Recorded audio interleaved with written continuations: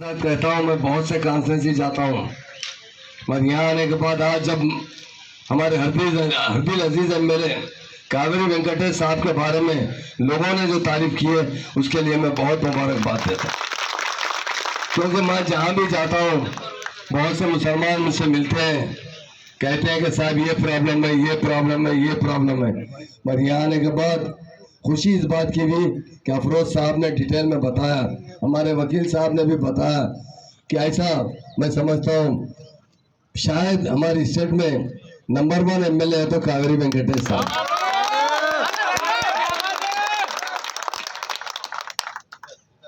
और इस महफिल में हमारे एमएलसी साहब रियाजुल हसन साहब, हमारे एमएलसी साहब मिर्जा रहमत बेग साहब, जनाब सरदार उद्दीन साहब,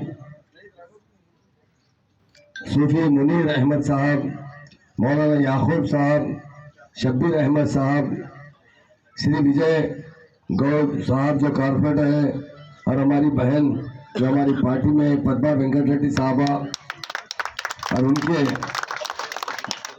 साथ खास तौर से वेंकट रेड्डी साहब को मैं मुबारकबाद देता हूँ। उन्होंने भी खास तौर से कावेरी वेंकटेश साहब के हाथ मजबूत करने के लिए आए।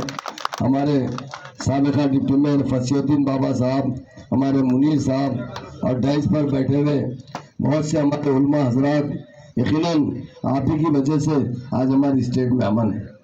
आपकी दुआओं का जो असर है अल्लाह ताला उसे पूरा लाता है। आज हमें अल्लाह ताला ने बहुत अच्छा लीडर नसीब फरमाया, वो है हमारे चीफ मिनिस्टर चंद्रशेखर राव साहब। उन्होंने इसी निज़ाम स्टेट को हासिल करने के लिए 14 साल जद्दोजहद की है।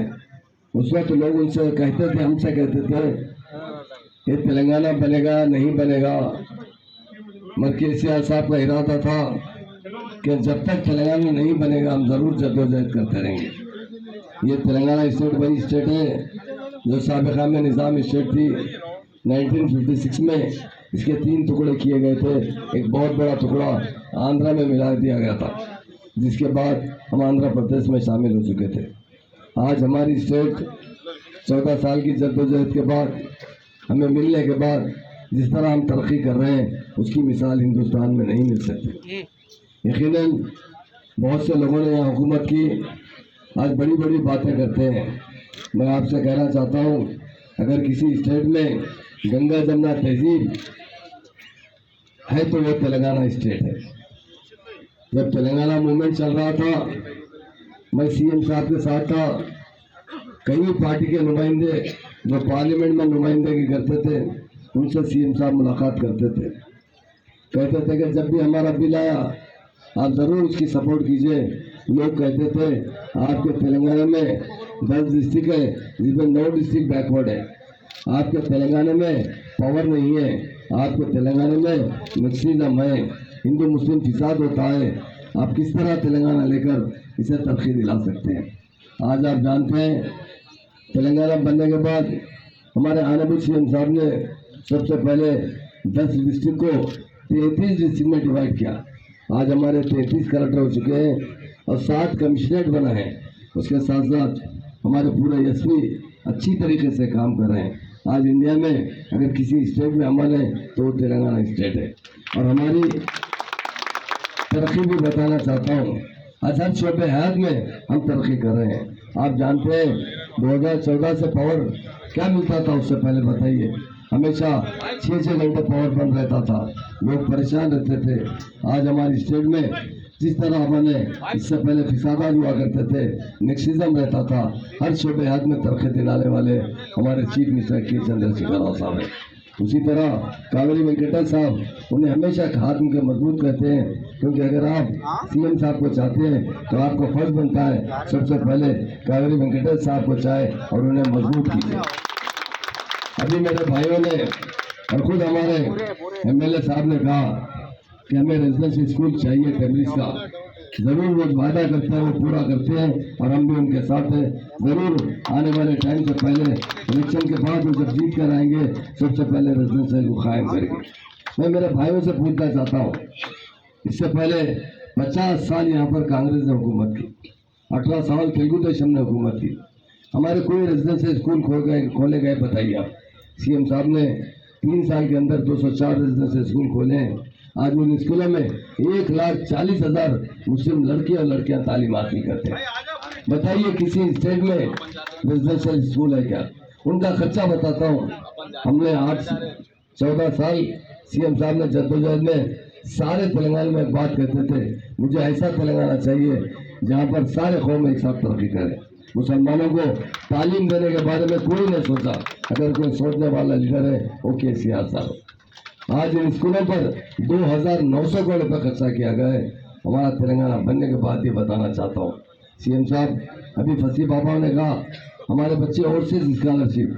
आप बताइए हमारे मुस्लिम बच्चे कभी फॉरेन कंट्रीज में जाकर तालीम हासिल किए?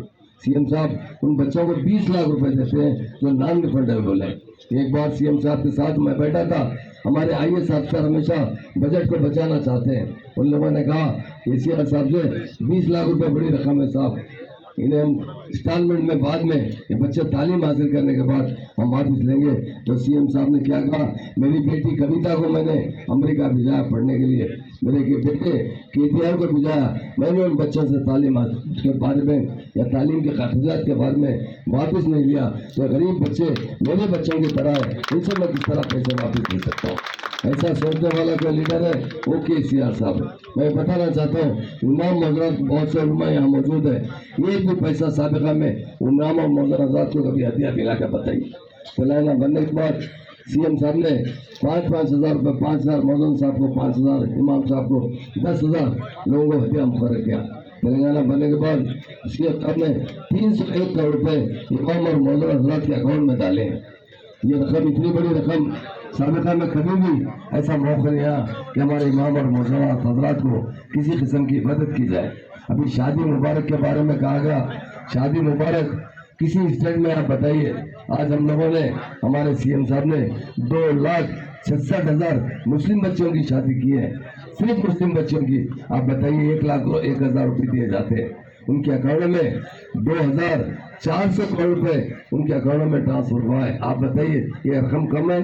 सारे तेलंगाना में जहाँ बच्चियां बैठे साबिका में लोग बूढ़े बूढ़े अरबों को शादी कर दिया करते थे, सीएम साहब ने उनकी मदद करते हुए बहुत बड़े मसले को हल किया है। इसलिए मेरे भाइयों मैं कहता हूँ हिंदुस्तान में अगर कोई लीडर है तो केसीआर साहब है। ऐसे लीडर दुनिया में कम पैदा होते हैं। मैं एक बात बताना चाहता हूँ, हिंदुस्तान की आज़ादी में गांधी जी ने भी बहुत बड़ा हिस्सा लिया था। गांधी जी जब हिंदुस्तान आज़ाद होने के करीब था तो गांधी जी से कोई मीडिया वाले ने सवाल किया कि आप बताइए हिंदुस्तान कैसा होना चाहिए, आप हिंदुस्तान आज़ाद होने के बाद हिंदुस्तान को किस तरह देखना चाहते हैं? उन्होंने कहा हज़रत उमर फारूक रज़ी अल्लाह अन्हु के दौर हुकूमत में हिंदुस्तान में देखना चाहता हूँ। ये कहने वाले गांधी जी थे जो 18वीं सदी में पैदा हुए थे और 19वीं सदी में कोई पैदा हुआ लीडर वो केसीआर साहब जो 100 साल में एक लीडर पैदा होता है। उसी तरह केसीआर साहब का मकसद यही है कि सारे मुसलमान अच्छी तरक्की करें, गंगा जमुना तहजीब रहे और मुसलमान भी हर शोबे हयात में तरक्की करें। आज जब तक हम तालीम हासिल नहीं करेंगे हम किस तरह तरक्की कर सकते हैं?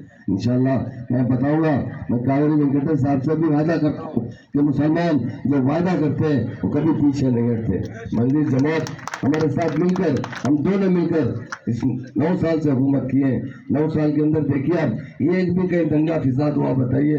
हम मिलजुल कर, असदुद्दीन अवैसी साहब हो, अकबरुद्दीन अवैसी साहब हो, हमेशा सीएम साहब से जब भी कोई डिमांड करते हैं, कभी कभी हमारे एमएलए को थोड़ा नाराजगी गुजरती है क्योंकि जरा जोर से बात करें तो सीएम साहब कहते हैं वो गरीबों की जो आवाज उठाते हैं वो जोर से ही उठाते हैं, उसे अमल करके मुकम्मल करना ये हमारे सीएम साहब कहते हैं। इसलिए मैं कहता हूँ कि हमारी स्टेट बनने के बाद से जिस तरह हर शोबे हयात में हमने तरक्की की है उसकी कोई मिसाल नहीं। हमारे एमएलए भी रात दिन उसी तरह काम करते हैं, सीएम साहब के हाथ मजबूत करते हैं। मैं यही कहने के लिए आज आपके पास आया हूँ। सीएम साहब ने अभी हमारे रहमत बेग साहब ने भी कहे कहीं भी नहीं है हिंदुस्तान में, देखिए लोग बुलडोजर चला रहे हैं, कब्रिस्तानों की जगह वक्फ की जगह खा रहे हैं।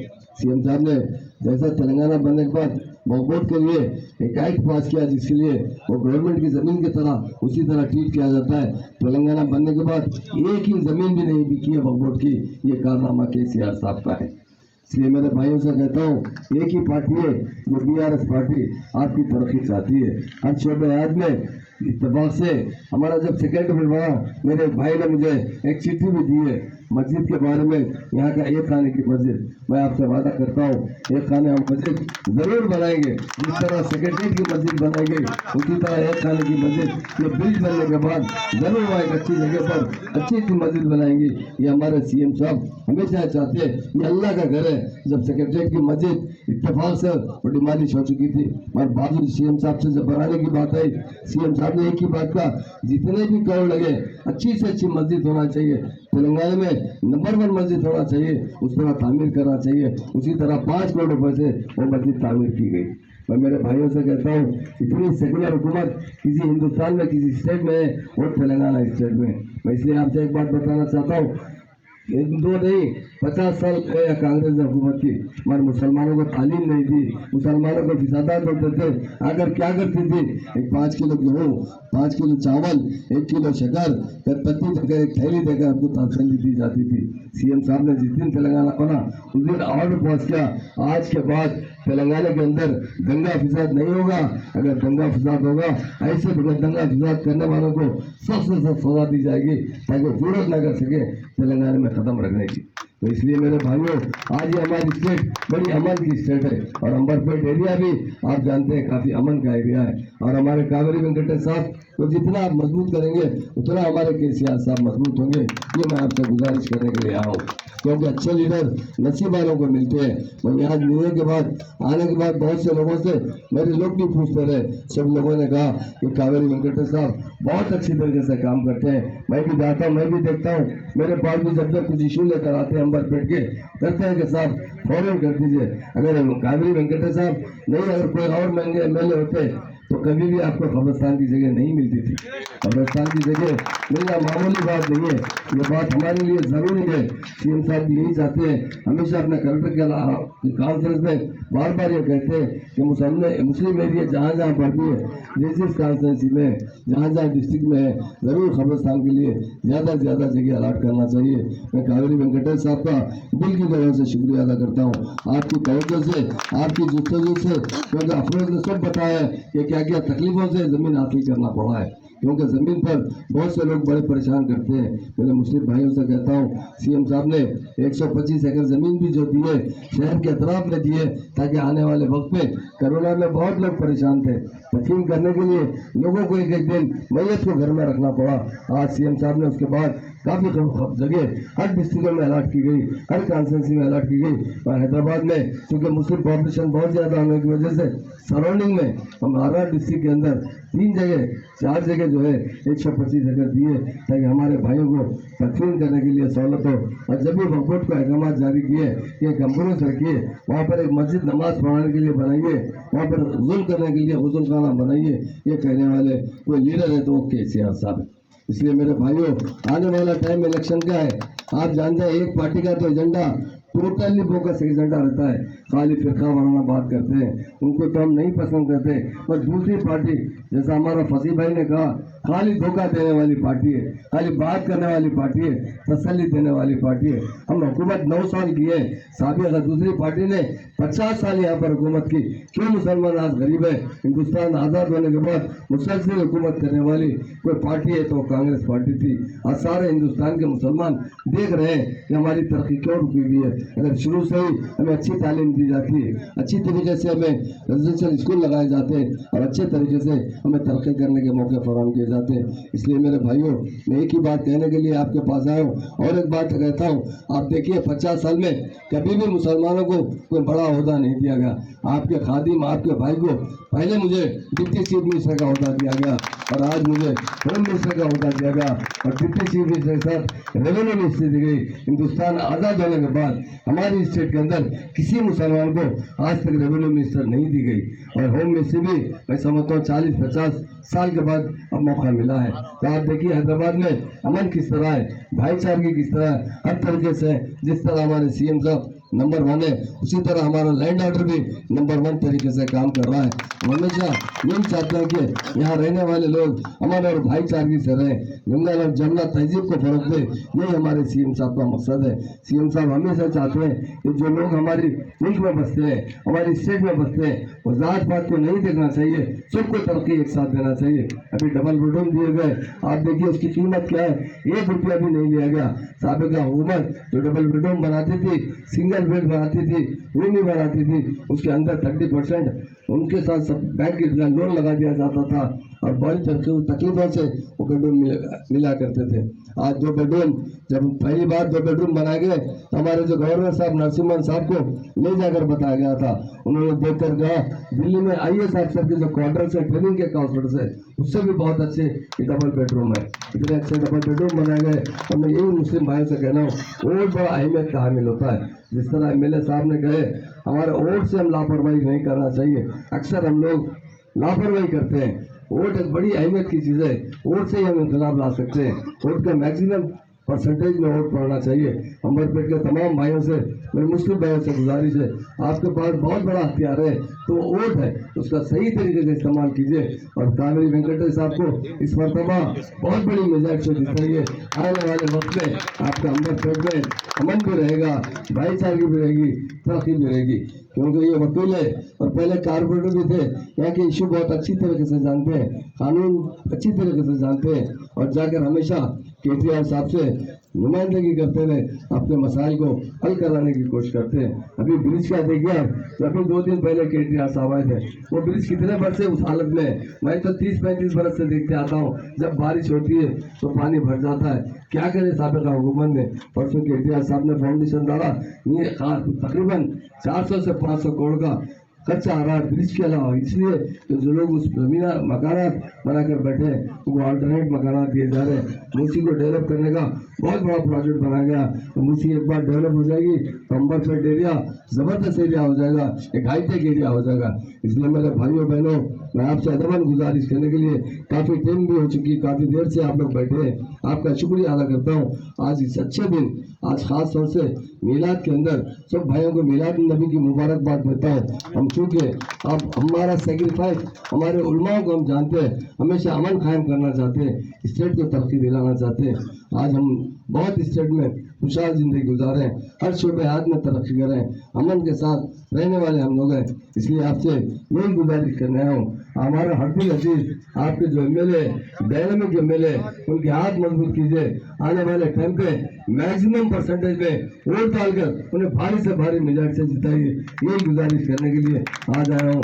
और एक बार दिल की गहराई से ये जो 3.5 एकड़ जमीन अलॉट हुई है उसकी मुबारकबाद देता हूँ। अब जो है कि आप अंबरपेट के लोगों को बहुत बड़ी यहाँ की यही सहूलत दिलाई है उन्होंने। बहुत से लोगों को बहुत दूर दूर जाना पड़ता है, इंतकाल होने के बाद, दूर तकलीफ करने के बाद उनके विरसा भी नहीं आते, फातिहा देने के लिए नहीं आते, पर अंबरपेट में मुकामी जगह पर आनबुल MLA साहब ने मुसलसल जद्दोजहद करते हुए 3.5 एकड़ जमीन आपको अलॉट की है, उसके लिए उन्हें बहुत दिल की गहराई से मैं शुक्रिया अदा करता हूँ, मुबारकबाद देता हूँ। हमारे CM साहब हमेशा यही उसूल रहा है कि हर शोबे हाथ में जब भी वो कोई भी स्कीम लाते हैं तो उन्हें पूछते हैं माइनॉरिटीज का क्या हक है, मुसलमानों का क्या बराबर इंसाफ किया जा रहा है, नहीं किया जा रहा है। ये कहने वाला कोई लीडर है KCR साहब है, उन्हीं की क़यादत में आने वाले टाइम पर हुकूमत बनेगी तो बहुत बड़ा डेवलपमेंट आएगा। ये मूसी का तो बहुत बड़ा डेवलप है, मैं समझता हूँ 45,000 करोड़ से ज़्यादा का खर्चा मूसी पर आ रहा है। अगर एक बार ये 5 साल के अंदर मुकम्मल हो जाएगा तो हाईटेक सिटी अंबरपेट का एरिया हो जाएगा और बहुत खुशनुमा एरिया हो जाएगा।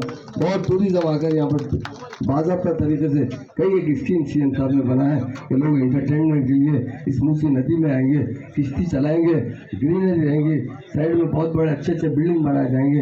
एक टूरिज्म प्लेस बनाने का CM साहब ने एक बहुत बड़ा प्लान बनाया है। इसलिए मैं तमाम अंबरपेट के भाइयों को दिल की गहराई से मुबारकबाद देते हुए सिर्फ एक ही वायदा लेना चाहता हूँ, एक ही वायदा लेना चाहता हूँ मेरे भाइयों से, मैं भी आपका भाई हूँ। और एक बात कावेरी वेंकटेश साहब से भी कहना चाहता हूँ, मुसलमान जब वायदा करते हैं कभी पीछे नहीं हटते।